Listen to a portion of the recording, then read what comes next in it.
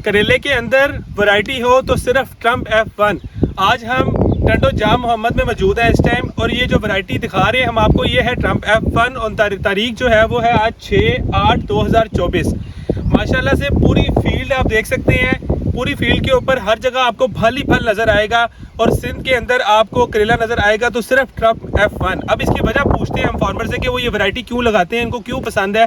पिछले साल भी इन्होंने लगाई थी और इस साल भी माशाल्लाह इन्होंने 1.5 से 2 एकड़ पर ये वैरायटी लगाई है। अब ये इन्होंने एक तोड़ाई कर ली है, उसमें इन्होंने बड़ी ज़बरदस्त पैदावार ली है। बताइएगा ये वैरायटी कैसी है और क्यों लगाते हैं आप? ये वारंटी अच्छी है, ट्रम्प F1 है और काला बीज है, इसकी ये किंगरी है वो ठीक है।